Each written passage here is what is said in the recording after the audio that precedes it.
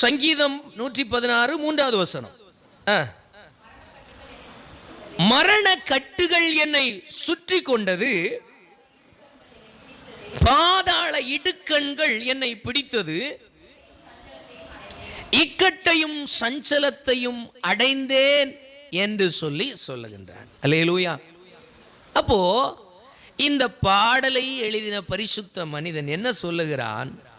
மரண கட்டுகள் என்னை சுற்றி கொண்டது, பாதாளத்தின் இடுக்கண்கள் என்னை பிடித்தது, இக்கட்டையும் சஞ்சலத்தையும் அடைந்தேன் என்று சொல்லுகிறார். அல்லேலூயா. அப்ப அதுல ஒரே ஒரு வார்த்தை, மரண கட்டுகள் என்னை என்ன செய்தது? சூழ்ந்து. மரண கட்டுகள் என்னை சூழ்ந்து கொண்டு. இந்த ஒரு வார்த்தைக்குள்ள நாம் இந்த பகல் வேளையில சில தியானத்தை கர்த்தருடைய வசனத்திலிருந்து தியானிக்க போகிறோம். மரணக்கட்டு அப்படின்னு சொன்னா, மரணக்கட்டை குறித்து, மரணத்தை குறித்து இந்த உலகத்திலே பயமில்லாத மனிதர்களே கிடையாது. அல்லேலூயா. சத்தமா சொல்லுங்களேன். அல்லேலூயா. மரணத்தை குறித்து சிறியோர் முதல் பெரியோர் வரைக்கும் எல்லாவற்றையும் சாதித்து முடித்து விட்டு இனி ஸ்தோத்திரம் போனா நல்லா இருக்கும்னு சொன்னாலும், ஆனால் அந்த மரணம் என்று சொல்லுகிறதை சிந்திக்கும் பொழுது மனிதனுக்குள்ளே ஒரு பயம் முட்டிக்கொண்டு தான் இருக்கிறது. அல்லேலூயா. இங்கே சங்கீதக்காரனாகிய பரிசுத்த மனிதன் சொல்லும் பொழுது மரணக்கட்டு என்ன சூழ்ந்து இருக்குன்னு அவன் சொல்லுகிற காரியம் எதுக்காக அப்படின்னா, அவன் மரணம் வந்ததுனால அல்ல அவன் பயப்படுகிறான். சூழ்நிலைமை எல்லாம் தலைகீழா இருக்கு. அதனால அவன் சூழ்நிலைமை எல்லாம் பார்த்துட்டு ஒரே வார்த்தையில சொல்லுகிறான், எல்லாம் என்னை சுற்றி கொண்டிருக்கிற, கட்டி வச்சிருக்கு. அதனால அவன் சூழ்நிலைமையை பார்த்து சொல்லுகிறான், மரண கட்டு என்னை பிடித்து கட்டி வச்சிருக்கு. அல்லேலூயா. இப்ப நீங்க நல்லா புரிஞ்சுக்கிடணும், மரணம் என்பது வேற, பிரச்சனை என்பதும் போராட்டம் என்பதும் வேற. ஆனால் மனிதன் பயப்படுகிற இடங்கள் எங்கே என்று சொன்னால், சூழ்நிலைமைகளை பார்த்தும் பிரச்சனைகளை பார்த்தும் எதிர்ப்புகளை பார்த்தும் எதிர்பார்த்தது நடக்காத சம்பவங்கள் வரும்போ, சூழ்நிலைமைகள் வரும்போ, எதிர்பார்க்காதது நடக்கலையேன்னு சொல்லுகிற வியாகுலங்கள் வரும் பொழுதும் மனிதன் எதுக்கு பயப்படுகிறான்? மரணத்துக்கு பயப்படுகிறான். அல்லேலூயா. அப்போ அவனுடைய பயம் என்ன என்று சொன்னால், மரணம் அல்ல அவனுடைய பயம், சூழ்நிலைமை. அல்லேலூயா. அல்லேலூயா. சூழ்நிலைமை அவனை பயப்படுத்துகிறது, சூழ்நிலைமை அவனை திகைக்க பண்ணி இருக்கிறது. ஏதோ ஒரு விஷயத்துல தோற்று போய் நிற்கிறான், சூழ்நிலைமை அதுதான். ஆனால் அவன் சொல்லும் பொழுது சொல்லுகிறான், அதெல்லாம் என்ன நெருக்கி இருக்கிறதுனால மரண கட்டு என்ன எப்படி இருக்கு? கட்டி வச்சிருக்கு. அல்லேலூயா. சூழ்நிலைமை எந்த உருவத்தில், எந்த ரூபத்தில், எந்த வழியில வந்தாலும் மனுஷனுக்கு ஆட்டோமேட்டிக்கா என்ன வருது? பயம் வருகிறது. பயத்துக்கு எஜமா எங்க அப்படின்னா, பயத்தின் உச்சபட்சம் எங்க? மரணத்துல போய் தான் முடியும். உச்சபட்ச பயத்தின் முடிவு எங்க தான் இருக்கு? மரணம் என்கின்ற ஒன்று. அல்லேலூயா. இப்போ மரணம் என்று சொல்லுகின்ற ஒன்று, இங்க சங்கீதக்காரன் சொல்ற பயம் மரணத்தினால அவன் பயப்படலை. எதனால? அப்படியே சூழ்நிலைமை எல்லாம் அவன் நினைச்சதுக்கு எதிர்மாறா இருக்கிறதுனால அவன் சூழ்நிலைமையை பார்த்து சொல்றான், எல்லாம் எனக்கு இப்படி இருக்கிறதுனால மரணக்கட்டுகள் என்னை, சொல்லுங்களேன், மரணக்கட்டுகள் சுற்றி கொண்டது. அப்போ உண்மையிலே பிரச்சனை தான் அவனுக்கு ஒரு பெரிய பிரச்சனை, போராட்டம் தான் அவனுடைய உண்மையான எதிரி. அவனுக்கு இருக்கிற எதிரான சூழ்நிலைமை தான் அவனுக்கு கலக்கம் வருகிறது, பயம் வருகிறது. ஆனா அவன் என்ன சொல்லுகிறான்? இதெல்லாம் வந்ததுனால மரண கட்டு என்ன சூழ்ந்திருக்கிறது. அல்லேலூயா. அல்லேலூயா. அப்போ சூழ்நிலைமைகள் எதிராய் மாறும் பொழுது பயமும், பயத்தோடு கூட சேர்ந்து மரணமும் மனிதனை என்ன செய்கிறது? ஒட்டி கொள்ளுகிறது, நெருக்குகிறது. அது பெரிய அவனுடைய வாழ்க்கையில ஒரு தோல்விக்கு நேரே நடத்தி விடுகிறது. அல்லேலூயா. இன்னைக்கு நம்ம செய்தித்தாள்களையும் செய்தி சேனல்களையும் பார்க்கும்போது தினம் தினம் மரண செய்திகளை பார்க்க முடியும். விபத்தினால பல விதங்களிலே நடைபெறுகிறது ஒரு புறம் இருக்க, தற்கொலை செய்து கொண்டு மரண செய்திகளை நம்ம டெய்லி பார்க்க முடிகிறது. அல்லேலூயா. அப்போ இந்த உலகத்தில் தான் நீங்களும் நானும் வாழ்ந்து கொண்டிருக்கிறோம். ரொம்ப தூரம் எல்லாம் இல்லை, நாமும் அதே வழியில தான் பயணிச்சுட்டு இருக்கிறோம். அவர்கள் தற்கொலை செய்து கொண்ட சூழ்நிலைமையை பார்த்தா நமக்கு ஒருவேளை எப்படி இருக்கும், ஏளனமா இருக்கும். இதுக்கு போய் ஒரு பேப்பருக்காக, ஒரு பென்சிலுக்காக, ஒரு பேனாவுக்காக, ஒரு வீட்டுக்காக, ஒரு இடத்துக்காக, அற்பமாய் நம்முடைய எண்ணங்களில் தோன்றுகின்ற காரியத்துக்கு தான் அவர்கள் என்ன செய்திருப்பார்கள்? அட்லீஸ்ட் ஒரு மார்க் குறைஞ்சதுக்காக, ஒரு இடத்துல நாம் குறைந்து போனதுக்காக அவர்கள் அதை செய்து கொள்ளுகிறார்கள். அதை பார்க்கும்போது நமக்கு எப்படி இருக்கு? நமக்கு அது ஒரு பெரிய பிரச்சனையா தெரியல. காரணம், நாம் அந்த பிரச்சனையை அனுபவிக்காததுனால நமக்கு அதனுடைய வலிகள் தெரியாது, புரிந்தவைகள் அல்ல. அதனுடைய வலிகள் நமக்கு புரிந்தவைகள், அனுபவிக்கப்பட்ட அனுபவங்கள்ல நமக்கு இல்லாததுனால இதுக்கு போய் அப்படி ஒரு வார்த்தையில் முடிச்சு, இதுக்கு போய் செத்துட்டானே அப்படின்னு சொல்லுவோம். அல்லேலூயா, அல்லேலூயா. அப்போ சூழ்நிலைமை நமக்கு வராததுனால அதை ஈஸியாக சொல்லிடுறோம். ஆனால் அந்த சூழ்நிலைமை அனுபவித்தவனுக்கு தான் அதனுடைய வலிகள் தெரியும். அல்லேலூயா. நமக்கு ஏன் அது பெரிய வலியா தெரியல அப்படின்னா, நீங்க அறிஞ்சிருக்கிறீரோ அறியலையோ, கடவுள் நம்ம அறியாத தூக்கி கொண்டு போயிருக்கிறாரு, இது வரைக்கும் கொண்டு வந்திருக்கிறார். அதனால நம்ம அதை பற்றி யோசிக்கிறதும் இல்லை, ஆண்டவருக்கு நன்றி சொல்லுவதும் இல்லை. ஆனால் நாம் இவைகளை அறிந்து கொள்ள வேண்டும். சில நேரம் சில மனிதர்களை சந்தர்ப்பம் சூழ்நிலைமை கொண்டு சிலதை தெள்ள தெளிவாய் உணர செய்யும். பணம் இருக்கும், பணத்தின் அருமை இல்லேன்னு கொண்டு நிறுத்தும்போ அதனுடைய அருமை யாரும் சொல்ல வேண்டிய அவசியமே. தண்ணி நம்ம இருக்கிற காலத்துல தண்ணிக்கு அருமை தெரியாது, ஆனா தண்ணியின் பஞ்சம் வருகின்ற நேரத்தில் தான் தண்ணியினுடைய அருமை. அல்லேலூயா. மனுஷனுடைய இயல்பு எப்படின்னா, இருக்கும்போ அதனுடைய மதிப்பே தெரியாது, ஆனா இல்லாதப்போ எங்கெல்லாம் போய் தேட முடியுமோ அங்கெல்லாம் போய் தேடுவோம். அல்லேலூயா. அப்போது நீங்கள் ஒன்று புரிஞ்சுக்கிடணும், இங்கே சங்கீதக்காரன் மரணக்கட்டு என்னை ஆட்கொண்டு விட்டது அப்படின்னு சொல்லுகின்றா. அப்போ இந்த மரணக்கட்டிலிருந்து நம்ம சில நேரங்களில் ஒரு பெரிய கஷ்டமான ஒரு விஷயம், இதில் 4 பேர் நம்ம யாரையும் என்ன செய்ய முடியாது, உதவி செய்யவே முடியாது. எல்லாத்துக்கும் உதவி செய்ய ஆள் இருக்கும். ஆனால் மரணக்கட்டு, மரண பயம், மரண சூழ்நிலைமைகள் நமக்கு வரும்போது நீங்கள் நல்லா புரிஞ்சுக்கிடுங்க, அந்த மரணத்துக்கு காரணமான பணமானாலும் சரி, உதவியானாலும் சரி, நீங்கள் எதிர்பார்க்குற நேரத்தில் வரவே வராது. அது வரைக்கும் எல்லாரும் உதவி செய்வாங்க, ஒத்தாசை பண்ணுவாங்க. ஆனால் மரண சூழ்நிலைமைக்கு ஒரு காரியத்தை நீங்கள் பயந்துட்டீங்க அப்படின்னா, உதவி செய்ய முடிஞ்சவங்களும் உதவி செய்ய வரவே, அதுதான் உண்மை. அல்லேலூயா.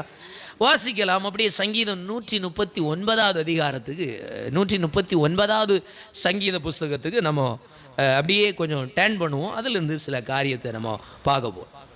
சங்கீதக்காரன் 139 1 முதல் 6 வரைக்கும் உள்ள வசனங்களை வாசிச்சிங்கன்னா அங்கே ஒரு காரியத்தை சொல்ற. வாசிக்கலாம்.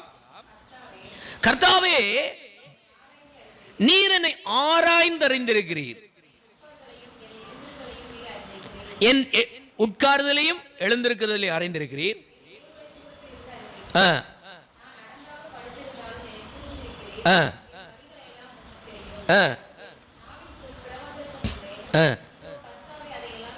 அறிந்திருக்கிறீர்.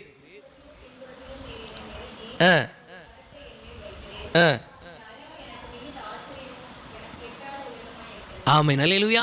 இந்த 6வது வசனம் சொல்லுகிறது, இந்த அறிவு எனக்கு மிகுந்த ஆச்சரியமும் எனக்கு எட்டாத உயரமுமாய் இருக்கிறது. அல்லேலூயா. அவர் சொல்லுகின்றார், இந்த அறிவு எனக்கு மிகுந்த ஆச்சரியமும் எட்டாத உயரமுமாய் இருக்கிறது அப்படின்னு சொல்றார். எந்த அறிவு?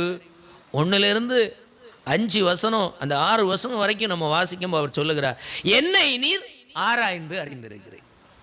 அல்லேலூயா. நம்ம ஒவ்வொருத்தரையும் நீங்க உங்களை அறிஞ்சிருக்கிறீங்களோ அறியலையோ, ஆனால் தேவன் உங்களை நல்லா ஆராய்ந்து அறிந்திருக்கிறார். அவர் அதனால தான் சொல்றாரு, உன்னுடைய வெளிப்புறமும் தெரியும், உன் உள்புறமும் அவர் அறிந்திருக்கிறார். அதான் வசனம் சொல்லுகிறது, அவர் தேவன் எப்படிப்பட்டவர், உன் உள்ளந்திரியங்களை அறிந்து. உள்ளந்திரியம் அப்படின்னா உள் உறுப்புகள். உள் உறுப்புகளை நம்ம பார்க்கணும்னா scan, CT scan, 3D scan, இப்படி பலவிதமான ஸ்கேன் இருக்கு. அதுக்கு போனாதான் உள்ளுறுப்புகளை பார்க்க முடியும். நம்ம கண்ணில் என்ன செய்ய முடியாது, பார்க்க. அது நல்லதாக இருக்கா, பொண்ணு பிடிச்சிருக்கா, சீழு பிடிச்சிருக்கா பார்க்க. அதுக்கு தான் நிறைய மிஷினை வச்சுட்டு வாங்கிக்கிட்டு இருக்காங்க. அல்லேலூயா. எனவே நீங்கள் ஒன்றை புரிந்து கொள்ள வேண்டும். உள் உறுப்புகள் வரைக்கும் நேரடியா பார்க்கக்கூடிய தன்மை யாருக்கு இருக்கு? தேவனுக்கு இருக்கிறது. அவர் சொல்லுகிறார், நீர் என்னை ஆராய்ந்து இருக்கிறீர், அறிந்தும் இருக்கிறீர். அல்லேலூயா. அடுத்து நீங்க பாத்தீங்கன்னா இந்த ஆராய்ந்து அறிந்திருக்கிறீங்க சொல்ற விஷயத்தை தான் தொடர்ந்துள்ள வார்த்தையில பார்க்கிறோம். என்ன எழுந்தாலும் உட்கார்ந்தாலும் அறிந்திருக்கிறீர், நினைவுகளை தூரத்திலிருந்து அறிந்திருக்கிறீர்.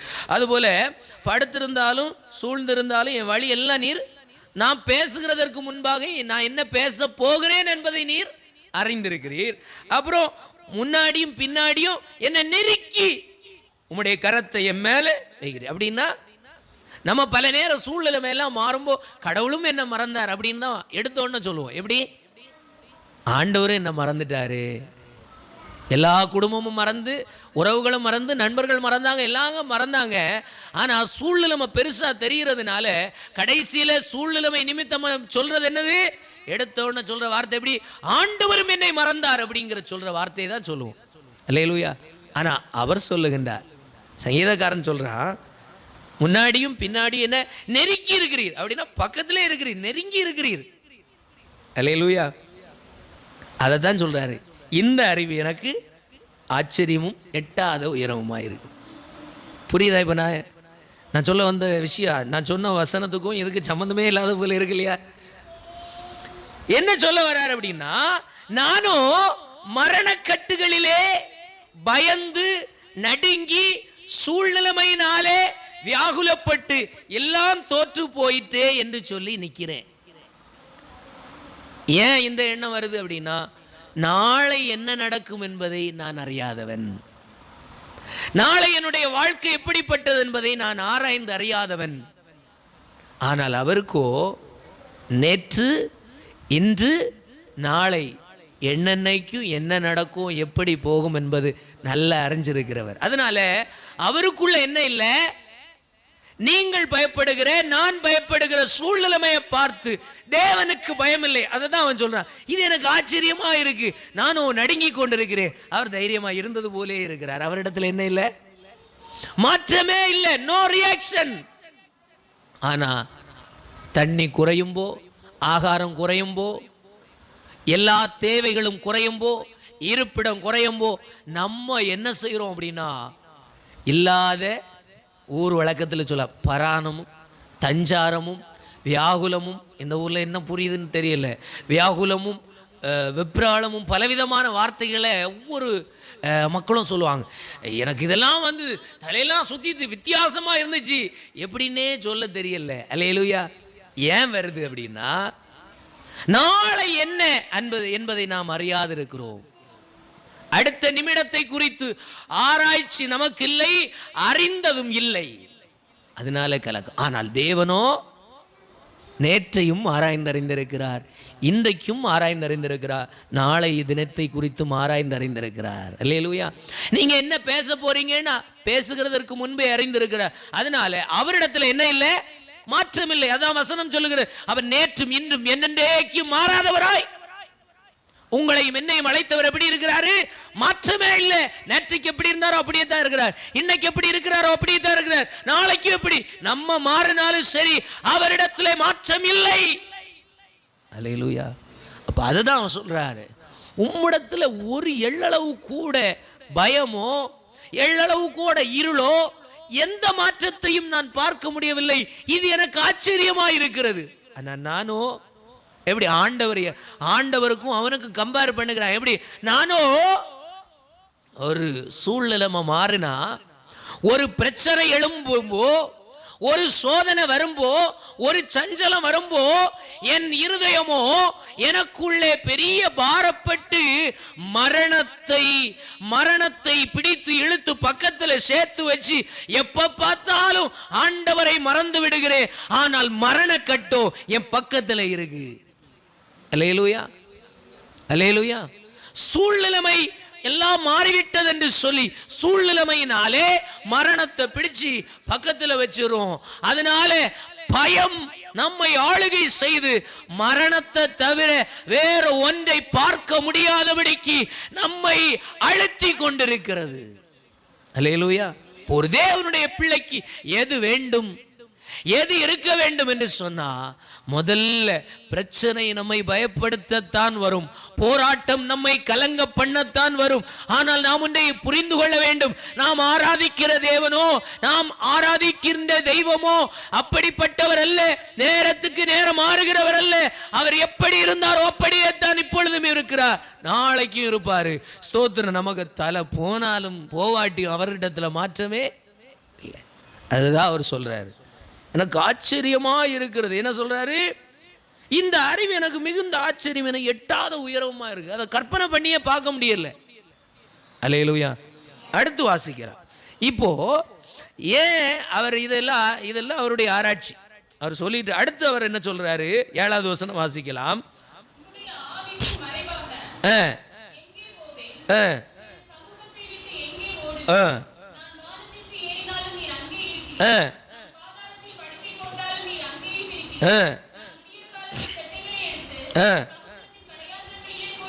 தங்கினாலும் அங்கேயும் உமது கை என்னை நடத்தும், உமது வலது கரம் என்னை பிடிக்கும், இருள் என்னை மூடிக்கொள்ளும் என்றாலும் இரவும் என்னை சுற்றி வெளிச்சமாயிருக்கும்.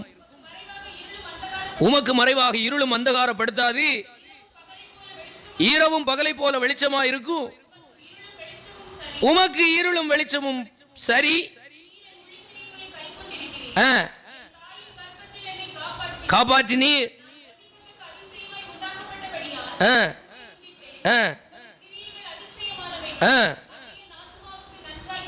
ஆமென். அல்லேலூயா, அல்லேலூயா, ஸ்தோத்திரம். 15, 16 கூட வாசிக்கலாம்.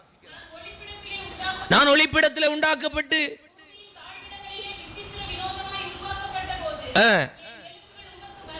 என் எலும்புகள் உமக்கு மறைவாய் இருக்கவில்லை, என் கருவை உடைய கண்கள் கண்டது, என் அவயவங்களில் ஒன்றாகிலும் இல்லாத போதே அவைகள் அனைத்தும் அவைகள் உருவேற்படும் நாட்களும் இருந்தது. அல்லேலூயா சொல்லுங்களேன். இப்ப 2வது பாட்டில் நம்ம பார்த்தோம் அப்படின்னா, இப்ப அவர் சொல்றாரு, முதல்ல அவரு எனக்கு அறிவுக்கு எட்டாததும் ஆராய்ந்து முடியாததுமா இருக்கிற விஷயம் என்ன அப்படின்னா தேவன். அவற்றை எந்த மாற்றமும், நோ ரியாக்ஷன். நம்ம பயந்துகிட்டு இருக்கிறோம். சூழ்நிலை நம்ம வந்தப்போ அவன் சொல்லுகிறான் மரணம் என்னை பிடிச்சிட்டு அப்படின்னு சொல்றான். ஆனால் தேவனை பார்க்கும்போ அவன் சொல்லுகின்றான் அவரிடத்துல நோ ரியாக்ஷன். ஏன் அப்படின்னா அவர் சொல்லுகின்றார் எல்லாத்தையும் அவர் அறிந்திருக்கிறார். அறிந்தது மட்டும் இல்லை, ஆராய்ந்திருக்கிறார். ஆராய்ந்து அறிந்திருக்கிறார். அல்லேலூயா. இப்படிதான் இருக்கும்னு அவருக்கு நல்லா தெரியும். அதனால அவர்கிட்ட என்ன இல்லை, நோ ரியாக்ஷன். நம்ம இன்னைக்கு குலுங்குகிறதும் அமுங்கிறதும் துள்ளுறதும் குதிக்கிறதும் பல நேரத்தில் வியாகுலப்படுறது போராட்டம் அவருக்கு அது தேவையில்லை. அது உண்டு. அல்லேலூயா, அல்லேலூயா. இங்கே 2வது பகுதியில் பார்த்தோன்னா அவர் முதல்ல சொல்றாரு, உம்முடைய ஆவிக்கு மறைவாக எங்கே, உம்முடைய ஆவிக்கு மறைவாக உம்முடைய சமூகத்தை விட்டு எங்கே அப்படி சொல்லிட்டு அவர் என்ன சொல்றாரு பாருங்க, நான் வானத்துக்கு ஏறினாலும், என்ன சொல்றாரு, வானத்துக்கு ஏறினா அங்கேயும் சரி, அங்கதான் மேலதான் போனா மேல இருக்கிறீர், சரி பாதாளத்துக்கு போகணும், பாதாளத்தில் படுக்கை போட்டாலும் அவர் சொல்லுகிறார் அங்கேயும். சத்தமா சொல்லுங்களேன் அல்லேலூயா, சத்தமா சொல்லுங்களேன் அல்லேலூயா. இப்ப இவர் அது சொல்ல வர்றது புரியுதா? நமக்கு மேலையும் கீழே வித்தியாசம் இருக்கு. மேலே போனோம்னா என்ன வேணும்? ஒன்னில் ஏரோப்ளைனோ ஹெலிகாப்டரோ ராக்கெட்டோ இல்லாமல் நம்ம மேலே போக முடியாது. சரி, அதையே பிடிச்சு மேலே போனாலும் நிரந்தரமா இருக்க முடியுமானா வாய்ப்பே இல்லை. நமக்கு தேவையான காத்து அங்க, நமக்கு தேவையான தண்ணி அங்க, நமக்கு சமைக்கிறதுக்குள்ள நெருப்பு அங்க இல்லை. இப்படிப்பட்ட ஒரு சூழ்நிலைமை இருக்கு. ஆனா அவர் சொல்லுகின்றார், அப்படி ஒரு வேளை மேலே போனாலும் அங்கேயும் யார் இருக்கிறா? அங்கேயும் தேவன் இருக்கிறார். சரி, இங்க மேலதான் இருக்கிறார். ஐயா, மண்ணை தோண்டி எங்க போவோம்? பாதாளத்துக்கு போன கீழே இறங்கினாலும் அங்கேயும் சொல்லுகிறார், அங்கேயும் நான் படுக்க போட்டு தூங்கினாலும் அங்கேயும் நீர் இருக்கிறீரையா. அல்லேலூயா. அப்போ நம்ம என்ன நினைக்கிறோம், நல்லா இருக்கும்போ எப்பா நல்லா இருக்கிறேன், ஆண்டவர் என் கூட இருக்கிறாருப்பா. கொஞ்சம் தீமை, கொஞ்சம் உபத்திரம், கொஞ்சம் பாடு வரும்போ என்ன சொல்றோம், ஆண்டவர் என்னை மறந்தார். இது யாருடைய இயல்பு? மனுஷனுடைய இயல்பு. ஆனா இங்க இவன் என்ன சொல்றான், நான் மேல யாருன்னா அங்கேயும் இருக்கிறீர், கீழே பாதாளத்துக்கு போன பாதாளத்திலே யார் இருக்கிறா? எங்கும் தேவன் இருக்கிறார். என்ன செய்கிறார்? இருந்து கொண்டு தான் அவரிடத்தில் மாற்றமே. அல்லேலூயா. மேல போகும்போ நல்லா இருக்கும், ஆண்டவர் தந்தாருன்னு, கீழாகும்போ, தாழ்மைப்படும்போ, உபத்திரம் வரும்போ, பிரச்சனை வரும்போ, சூழ்நிலைமை எல்லாம் மாறும்போ கடவுள் என்னை மறந்தார் என்று சொல்லுகிறதும் மனுஷனுடைய இயல்பு. அது எங்கிருந்து வருது? பயமும் மரணமும் எங்கே வருகிறதோ அங்கே இதெல்லாம் ஆட்டோமேட்டிக்கா வரும். அல்லேலூயா. அவன் இது மட்டும் இல்லை, இன்னும் சொல்லுகிறான். என்ன சொல்லுகிறான்?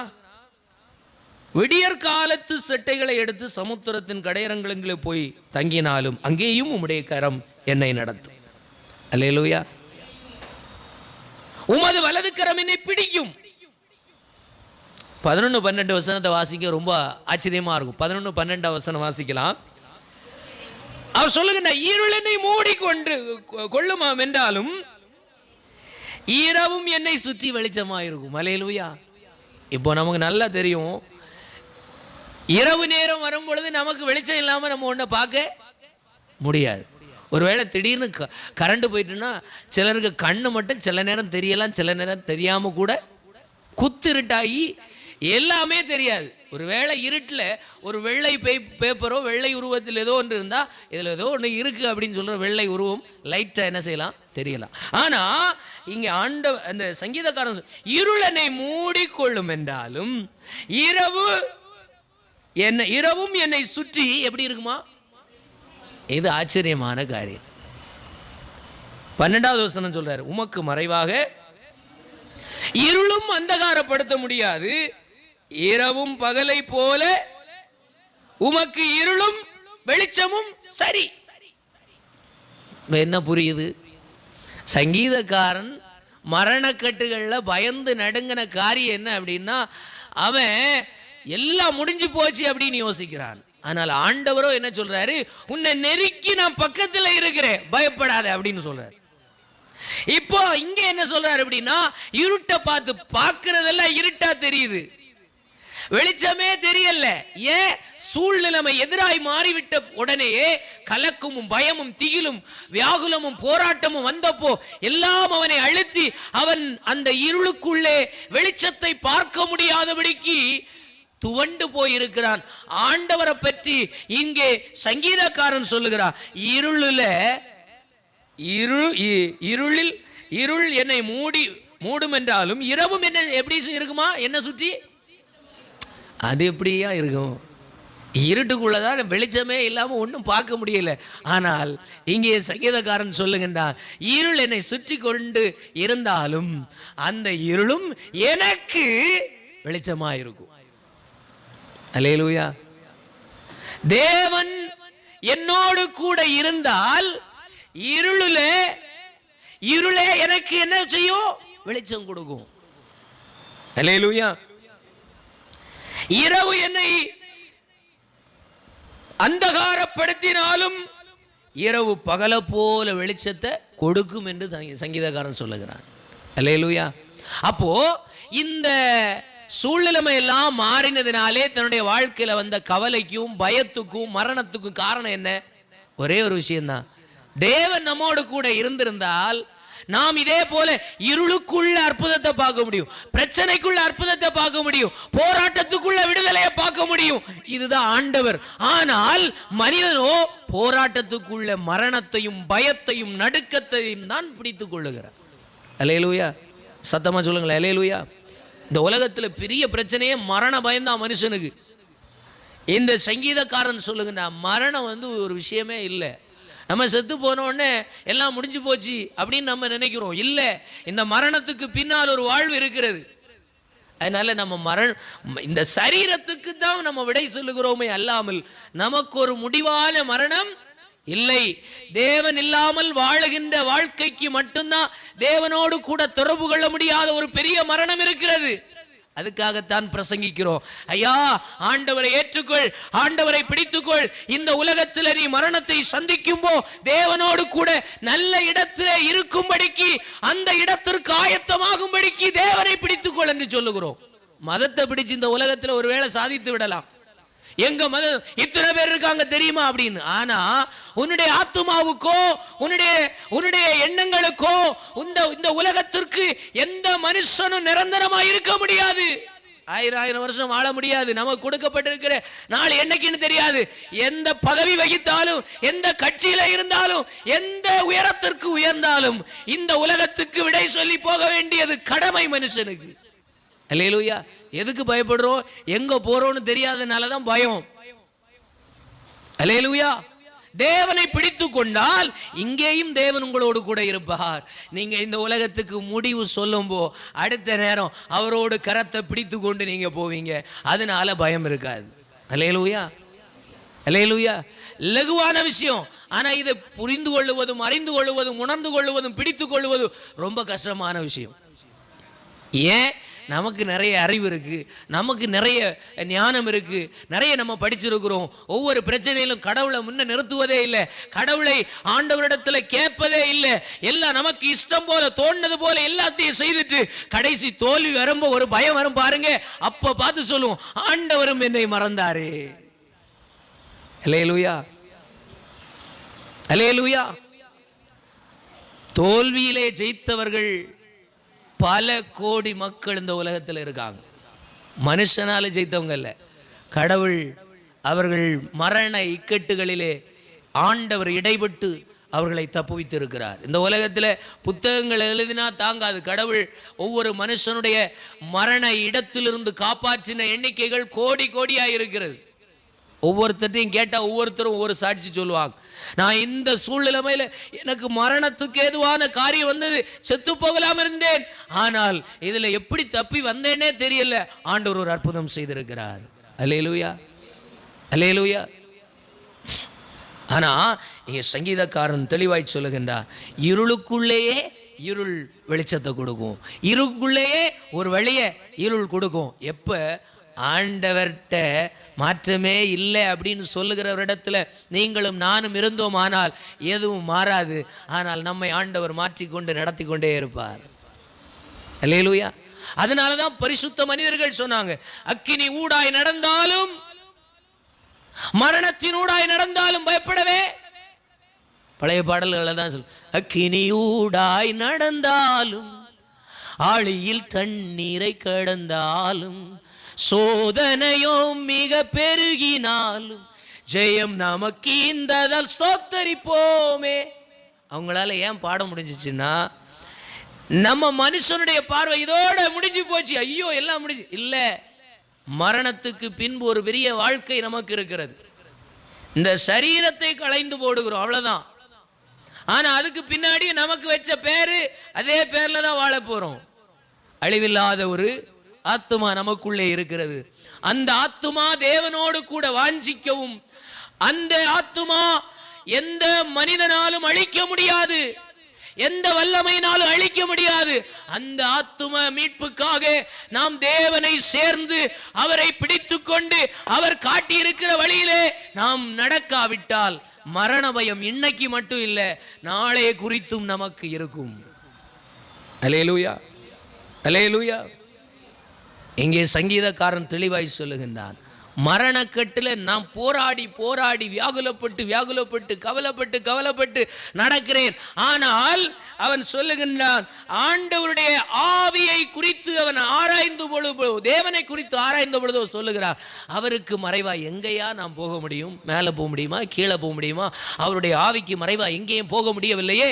அவரிடத்தில் எந்த மாற்றமும் இல்லை, அவர் எல்லா இடத்திலும் நிறைந்திருக்கிறார். அவருக்கு மேன்மை கீழ்மை, உயர்வு தாழ்மை, ஸ்தோத்திர, வெற்றி தோல்வி எல்லாம் ஒண்ணுதான். அல்லேலூயா. வெற்றி தோல்வி எல்லாம் ஆண்டவருக்கு சரியாய் பார்க்கிறார். ஆனால் மனுஷனோ வெற்றி பெற்றவனை மட்டும் கொண்டாடுகிறது. தோல்வி அடைந்தவனை ஒதுக்கி வைத்து அவனுக்கு முடியாது அவனால. ஆனால் வேத வசனம் சொல்லுகிறது, நெறிந்த நாணலை முறியாதவர், மங்கி எரிகிற விளக்கை அணையாதவர் என்று வேதம் சொல்லுகிறது. அல்லேலூயா.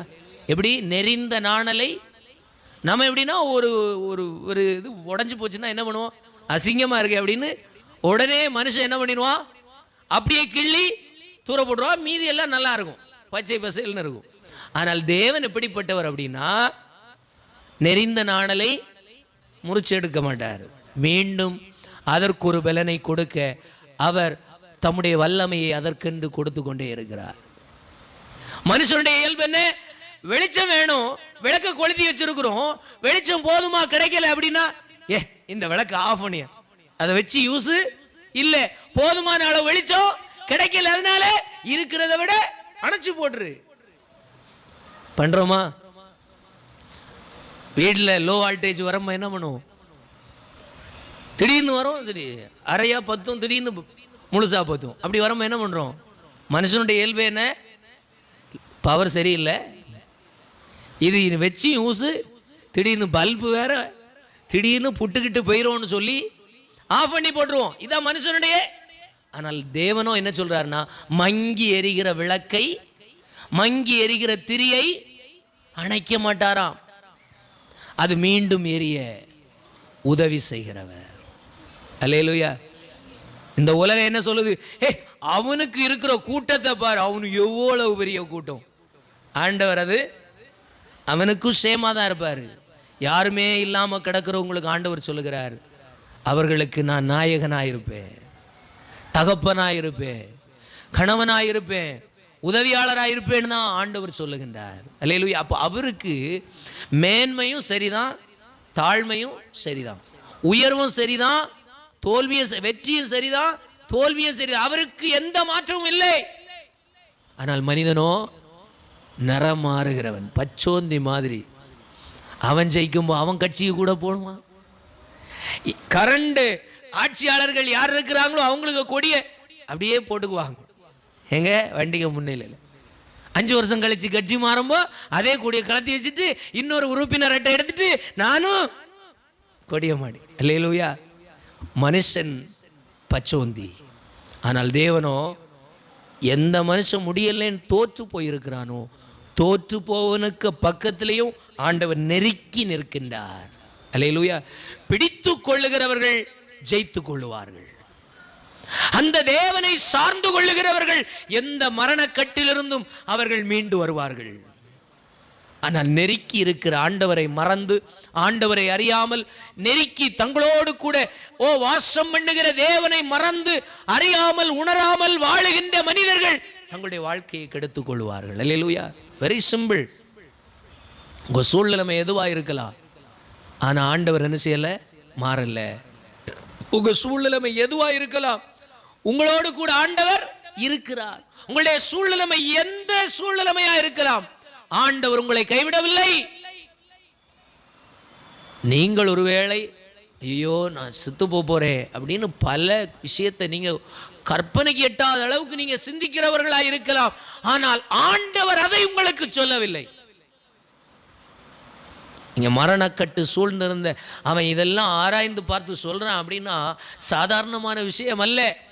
அதான் அவன் சொல்லுகின்றார், இந்த அறிவு எனக்கு எப்படி வந்துன்னே தெரியல, நான் பயந்து செத்து போறேன்னு என்னுடைய சூழ்நிலைமையை பார்த்து அவன் சொல்லுகிற இடத்துல அவன் சொல்ற 6வது வசனம், இந்த அறிவு எப்படி வந்துன்னே 6வது வசனத்தை வாசிக்கலாம். இந்த அறிவு எனக்கு மிகுந்த ஆச்சரியமா இருந்தது, எனக்கு எட்டாத உயரமா இருந்தது. அப்படின்னா மரண கட்டில நான் இருந்தேன், எப்படி நான் தப்பி வந்தேன்னே தெரியல. ஆனா இது எல்லாத்தையும் நான் கொஞ்சம் ஆராய்ந்து பார்க்கும்போ தேவனிடத்தில் மாற்றமில்லை. ஆனால் மனிதனாகிய நீங்களும் நானுமோ ஒவ்வொரு நேரமும் ஒவ்வொரு முகத்தை காட்டுகிறோம். நல்லா இருக்கும்போது சிரிச்சு அழகா காட்டுகிறோம். ஆனால் மற்ற நேரங்களிலேயோ நம்முடைய முகத்தில் இருட்டையும் ஆண்டவரே அவமானத்தையும் காண்பித்துக் கொண்டு, ஆண்டவரே என்னிடத்தில் இல்லை என்று சொல்லுகிறது போல ஆண்டவரும் என்னை மறந்தார் என்று சொல்லி தூஷணமான வார்த்தைகளையும் பேசிக் கொண்டிருக்கிறோம். அல்லேலூயா. ஆனால் அவன் சொல்லுகின்றான், இல்ல இது ஏன் அறிவுக்கு எட்டுனதுனால நான் சொல்கிறேன். அவர் அப்பவும் ஒன்று போல தான் இருந்தார், இப்பவும் ஒன்று போல தான் இருக்கிறாரு. ஆனால் நான் ஜெயித்தேன் என்று சொல்லுகிறேன் அப்படின்னா நான் ஜெயித்ததுனால சொல்லலை, இன்னைக்கும் நான் தோல்வியில தான் இருக்கிறேன். ஆனால் சில சூழ்நிலைமைகள் அறிஞ்சு கொண்டது, எதுவும் நம்ம மாற்ற முடியாது, எதுவும் நம்ம ஸ்தோத்திரம் நீக்கி வைக்க முடியாது, எல்லாம் போகிற போக்குல தான் போகும். ஆனா இதிலே நான் ஒன்று செய்ய விரும்புகிறேன், எல்லாவற்றையும் மறைந்த ஆண்டவரிடத்தில் என்னை சமர்ப்பிக்கிறேன் என்று சொல்லி ஆண்டவரிடத்தில் தன்னை தஞ்சம் புகுத்தி கொண்டான். சிம்பிள் விஷயம், எதையும் மாற்ற முடியாது. உங்க பிள்ளைகள் இந்த ட்ரெஸ் போடாண்டா இந்த ட்ரெஸ் போடுன்னு சொல்லி போட வைக்கணும், நீங்க முயற்சி பண்ணி ஒரு ட்ரெஸ் கூட போட வைக்க முடியாது. இதான் நம்ம அல்லேலூயா. ஏதோ நம்ம சாதித்து இல்ல, நம்ம பெற்றெடுத்த பிள்ளைகள்கிட்ட ஒரு வார்த்தையை சொல்லி இந்த வேலையை செய்துருன்னு சொல்லுற காரியத்தை கூட செய்தெடுக்க முடியாது. அதான் உலக வழக்கம். செய்துட்டா சந்தோஷம், செய்யலைன்னா அவமானம்தான். செய்தெடுக்க முடியாது, அந்த இடத்துல தான் நாம் நிற்கிறோம். ஆனால் அப்படிப்பட்ட உலகத்தில் ஒவ்வொரு காரியத்தையும் நினைச்சு இது நடக்கலையே அது நடக்கலையே இப்படி ஆகலையே அப்படி ஆகலையே நம்ம கற்பனையில் யோசித்து என்ன பண்ணுறோம், எங்கேயோ இருந்த மரணத்தை பிடிச்சி பக்கத்தில் வச்சுட்டு பக்கத்தில் இருக்கிற ஆண்டவரை விட்டுட்டு இந்த மரணத்தையே பார்த்துட்டு அதையே பூஜிக்கிறோம், அதையே வாஞ்சிக்கிறோம், அதையே வாசமாய் சுவாசிக்கிறோம், அதையே எப்பவும் பேசுகிறோம், அதையே பார்க்கிறோம், அதையே 4 பேருக்கு சொல்லுகிறோம், அதையே நாம் பெரிதாய் பார்த்து பார்த்து அது நம்மை அழித்து கொண்டிருக்கிற ஒரு பெரிய என்ன சொல்றது தலைவலியா இருக்கு. அல்லேலூயா. இந்த பகல் வேளையில் உங்களை பார்த்து சொல்லுகிறேன், மரணக்கட்டுகள் சூழ்ந்து கொண்டதெல்லாம் உண்மைதான், சூழ்நிலைமை எல்லாம் உங்களை நெருக்குகிறது உண்மைதான். அதனால உங்க வாழ்க்கையில ஒன்றும் சம்பவிக்காது. அல்லேலூயா, அல்லேலூயா, ஸ்தோத்திரம், அல்லேலூயா. நான் சொல்லி முடிக்கிற ஒரு வசனத்தை சொல்லி இன்னைக்கு நான் நிறைவு செய்கிறேன். அதனுடைய 23வது வசனமும் கடைசி 23வது வசனமும் 24வது வசனத்தை வாசிக்கலாம். தேவனே என்னை ஆராய்ந்து என் இருதயத்தை நீர் அறிந்து கொள்ளும், என்னை சோதித்து என் சிந்தனை அறிந்து கொள்ளும், வேதனை உண்டாக்கும் வழி என்னிடத்தில் உண்டோ என்று பார்த்து. அல்லேலூயா. அப்ப இதுல எதுவும் மாற்ற முடியாது. அவர் அறிஞ்சு கொண்டது ஒண்ணே ஒண்ணு, இதெல்லாம் ஆராய்ஞ்சு நீர் பாரும், என்னிடத்தில் வேதனை உண்டாக்கும் வழியு என்னிடத்தில் இருக்கோன்னு கொஞ்சம் பாரும், என்னால மாத்த முடியல. அதையும் சொல்றேன். அல்லேலூயா. அந்த வசனத்தை நல்லா புரிஞ்சுக்கிடுங்க, ஒருக்கா கூட வாசிக்கலாம். வேதனை உண்டாக்கும் வழி என்னிடத்தில் உண்டோ என்று பார்த்து எனக்கு சொல்லும், நான் மாத்திரேன்னு அவர் சொல்லல. என்ன சொல்றாரு? பார்த்து இந்த ஜடத்தை மாத்த முடியல, மாத்தணும் நினைச்சு நாம் போராடிட்டு இருக்கிற ஒவ்வொரு நாளும் மாத்த முடியல. ஆனா ஒண்ணு செய்யும், அந்த நித்திய வழியில என்ன செய்கிறோம். அல்லேலூயா. இதை தவிர்த்து நீங்களும் நானும் ஒரு விஷயத்தை செய்யணும் சாதிக்கணும்னு பிரயாசப்பட்டீங்கன்னா அதனுடைய முடிவு எப்படிதான் இருக்கும்? போராட்டமாக தான் இருக்கும். தலைக்கு மேல போராட்டமாக தான் இருக்கும், உச்சபட்ச போராட்டமாக தான் இருக்கும். அது எப்படி இருக்கும்னா மரண கட்டுகள் சூழ்ந்து கொண்டிருக்கிற அனுபவமா தான் இருக்கும். அல்லேலூயா. எதையும் நம்ம என்ன செய்ய முடியாது. ஏன்னா எனக்கு நானே விரோதி, எனக்கு நானே பகைஞன், உங்களுக்கு நீங்களே பகைஞன். வேற ஒன்று வந்து நம்மளை என்ன செய்ய வேண்டாம், கெடுக்க வேண்டாம், அழிக்க வேண்டாம், நம்மளை நாமே கெடுத்து போடுவோம், அழித்து போடுவோம். இதுதான் உண்மை. அதான் பவுல் அப்போஸ்தலன் சொல்லுகிறான், நான் விரும்புகிற நன்மையை செய்ய வேண்டும் என்று விரும்புகிறேன், அந்த நன்மையை செய்யாமல் நான் விரும்பாத தீமையே என்னிடத்திலிருந்து வெளிப்படுகிறது. அப்படின்னா தீமை நான் செய்யக்கூடாதுன்னு நினைக்கிற தீமையே நான் செய்கிறேன். அப்படின்னா ஏன் அப்படி செய்யறேன்னா எனக்குள்ளே பாவம் இருக்கிறது, எனக்குள்ளே வாசம் பண்ணுகிற அந்த பாவமே என்னை அப்படி செய்ய வைக்கிறது. நானும் செய்யக்கூடாதுன்னு தான் கட்டி கட்டி பிடிச்சு பார்க்கிறேன். எப்படியாவது நல்ல சுத்தமா பரிசுத்தமா எல்லாரும் விரும்புகிறவங்களா இருக்கணும்னு விரும்பி பார்க்கிறேன், ஆனால் முடியவில்லை.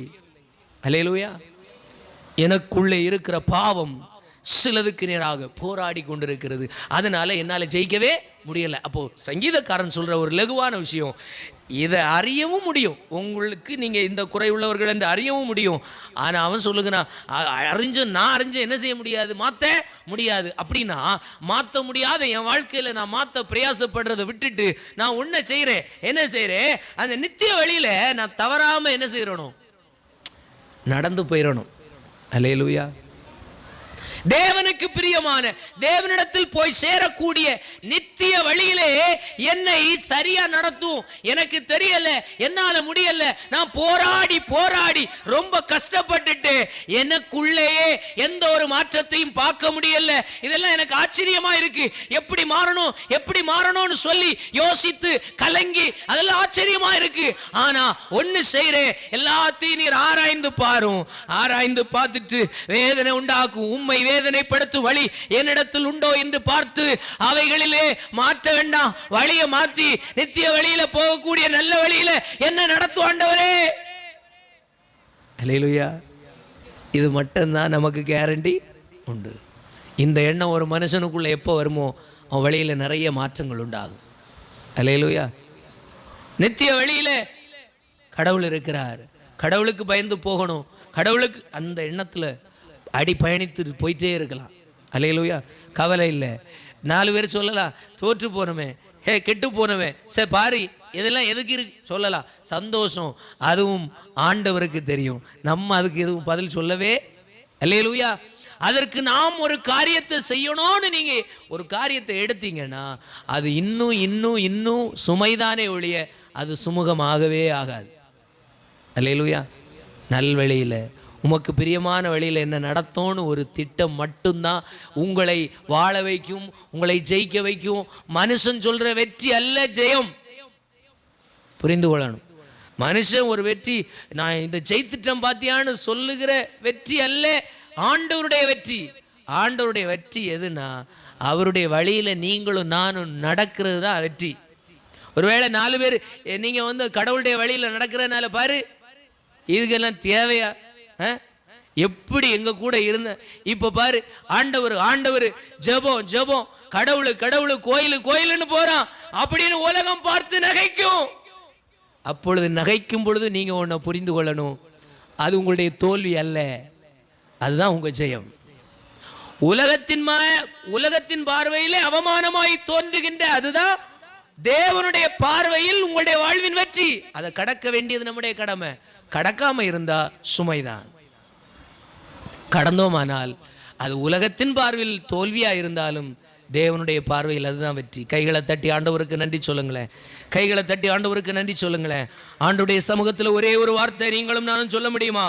அப்படியே கைகளை உயர்த்தி சொல்லுவோம், ஆண்டவரே வேதனை உண்டாக்கும் வழி என்னிடத்தில் உண்டோ என்று சொல்லி ஆராய்ந்து பாரும்.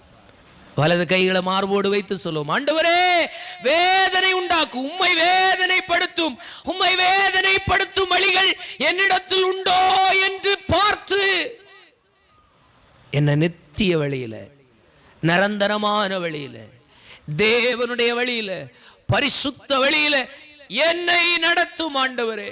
இதுக்கு என்ன ஒப்பு கொடுக்கிறேன். அப்படியே நாம் எழும்பி நிற்போம், ஆண்டவருடைய சமூகத்தில் ஜெபிக்கலாம். ஆண்டவரே சங்கீதக்காரனிடத்தில் நாங்கள் பார்த்தோம், அவன் சொல்லுகின்றான், மரண கட்டு என்னை சூழ்ந்து கொண்டது. அதிலே அவனுடைய சில ஆராய்ச்சிகளை ஆண்டவரே நாங்கள் வாசித்த சங்கீத பகுதியில் தெளிவாய் சொல்லப்பட்டிருக்கிறது. இது ஆச்சரியமா இருக்கிறது, ஆச்சரியமா இருக்கிறது. அறிவுக்கு எட்டாததும் ஆராய்ந்து முடியாததுமான அளவுக்கு அது ஆச்சரியமா இருக்கிறது. அது என்ன? எந்த பிரச்சனையும் தேவனுக்கு முன்பு ஒரு பிரச்சனை இல்லை. இருளும் அவருக்கு சமம்தான், வெளிச்சமும் அவருக்கு சமம்தான். அவர் இருளையும் வேலை செய்கிறாரு, பகல்லையும் வேலை செய்கிறாரு. மனிதன் இருட்டிலே ரெஸ்ட் எடுக்கிறான், பகல்லே வேலை செய்கிறான். ஆனால் தேவனோ இருளையும் வேலை செய்கிறார். அதனாலதான் இஸ்ரவேல் ஜனங்களை பார்த்து சொல்லும்போது, இஸ்ரவேலை காக்கிறவர் உறங்குவதும் இல்லை தூங்குவதும் இல்லை. இஸ்ரவேலை காக்கிற தேவன் இருள தூங்கி காலையில எழும்பி வேலை செய்கிறவர் அல்ல. நீங்கள் நித்திரை செய்து கொண்டிருக்கும் பொழுதும், நீங்கள் படுத்து சுகமாய் தூங்கிக் கொண்டிருக்கும் பொழுது உங்களுக்காக பாதுகாப்பையும் வேலையும் செய்து கொண்டிருக்கிற ஒரு ஜீவனுள்ள தேவன். அதான் அவர் சொன்னார், இஸ்ரவேலை காக்கிறவர் உறங்குவதும் இல்லை தூங்குகிறதும் இல்லை. அவர் இருந்த வண்ணமாகவே இருந்து கொண்டிருக்கிறார். அவருடைய மகிமை இருந்த வண்ணமாகவே இருந்து கொண்டிருக்கிறது. அவரிடத்தில் எந்த ஏற்றத்தாழ்வும் இல்லை. இருளும் வெளிச்சமும் அவருக்கு சேம். மரணமும் ஜீவனும் அவருக்கு ஒண்ணு போல. உயர்வும் தாழ்வும் ஒண்ணு போல. மனிதன் பார்க்கிறது போல அவன் உயர்ந்தவன் இவன் உயர்ந்தவன் எல்லாம் அவருக்கு எல்லாம் சகலமும் நேர்மையாய் ஒன்றாய் இருக்கிறது. இன்னைக்கு ஆண்டவருடைய சமூகத்தில் நீங்களும் நானும் சொல்லும், ஆண்டவரே, வேதனை உண்டாக்கும் வழிகள் என்னிடத்தில் உண்டோ என்று சொல்லி நீர் பார்த்து ஆராய்ந்து அறிந்திருக்கிற தேவன். ஆண்டவரே, அவைகளிலே மாற்ற என்னால முடியாது. ஆனா என்ன அந்த நித்திய பாதையில ஆண்டவரே நீர் விரும்புகிற அந்த நல்ல வழியில என்ன நடத்தும்படிக்கு உம்முடைய உதவியை நான் எதிர்பார்க்கிறேன். சொல்ல முடியும், ஆவியானவரே, நீர் விரும்புகிற அந்த நல்ல வழியில என்ன நடத்துங்கப்பா. ஆவியானவரே, நீர் விரும்புகிற அந்த நல்ல வழியில என்ன நடத்துங்கப்பா. ஓ உமக்கு ஸ்தோத்திரம் ஆண்டவரே. முன்னும் பின்னும் என்னை நெருக்கி கரம் வைக்கின்றீ இயேசுவே. முன்னும் பின்னும் என்னை நெருக்கி கரம் வைக்கின்றீ. உமக்கு மறைவாய் எங்கே போவே, உமக்கு மறைவாய் எங்கே போவே, உம்மை விட்டு எங்கே ஓடு ஓ இயேசுவே, உம்மை விட்டு எங்கே ஓடுவே, உம்மை பிரிந்து வாழ முடியாதையா. எத்தனை பேர் சொல்ல முடியும்? ஏசையா ஏசையா, உம்மை பிரிந்து வாழ முடியாதையா. ஏசையா ஏசையா ஏசையா, ஓ ஏசையா ஏசையா ஏசையா ஏசையா. ஒரு வார்த்தை சொல்லுவோம், ஆண்டவரே, என்னை உம்முடைய நித்திய வழியில நடத்துங்கப்பா. வலது இடதுபுறம் சூழ்நிலைமையை பார்த்து, பிரச்சனையை பார்த்து, போராட்டத்தை பார்த்து, சவால்களை பார்த்து, மனிதன் இப்படியும் அப்படியும் சொல்லுகிறதை கேட்டு பார்த்து, அவைகளை எல்லாம் பார்த்து நான் ஆண்டவரே அழிவின் வழியிலே போய்விடாதபடிக்கு நித்திய வழியில நீர் என் வழி ஆண்டவரே வாழ்க்கையில வச்சிருக்கிற நித்திய வழியில என்ன நடத்துங்கப்பா. ஆண்டவரே, இந்த பகல் வேளையில அந்த அத்தனை பிள்ளைகளையும் ஆசீர்வதிக்கிற தயவுக்காய் ஸ்தோத்திரம். நித்திய வழியில நீ நடத்த போகிற கிருபைக்காய் ஸ்தோத்திரம். உம்முடைய பிரசன்னத்தினாலே இவர்களை ஆசீர்வதிங்க.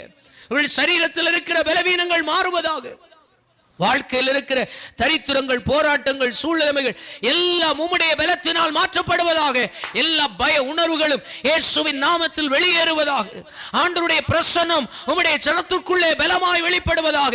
நீர் ஆண்டவரை வலப்பக்கத்திலும் இடப்பக்கத்திலேயும் முன்னும் பின்பும் நெருக்கி இருக்கிறீர், நெருக்கமாய் இருக்கிறீர் என்பதை உம்முடைய ஜனம் அறிகிறதினாலே உண்டாகிற தைரியம், உண்டாகிற பலன், உண்டாகிற சந்தோஷம் உம்முடைய பிள்ளைகளை நடத்தட்டும். கைகளை தட்டி ஆண்டவருக்கு நன்றி சொல்லுங்க. ஆண்டவரே, முன்னும் பின்னும் ஆண்டவரே வலப்பக்க இடப்பக்கம் நெருக்கி நீர் இருக்கிறீர், நெருக்கி நீர் இருக்கிறீர், நெருக்கமாய் நீர் இருக்கிறீர் என்பதை உம்முடைய ஜனம் கண்டு உணர்ந்து அதிலே பயணிக்க உம்முடைய நித்திய வழியிலே நடத்தும். ஒரு பெரிய ஜெயத்தை கட்டளையிடுவீராக. தோற்று போவேனோ என்று சொல்லி இருக்கிற இடத்துல உம்முடைய ஜனங்களை, உம்முடைய பிள்ளைகளை ஜெயமா வாழ பண்ணுங்க. சாட்சியாய் மாற்று. உம்முடைய கரத்தில் ஒப்புக் கொடு. இயேசுவின் நாமத்தில் ஜெபிக்கிறோம் நல்ல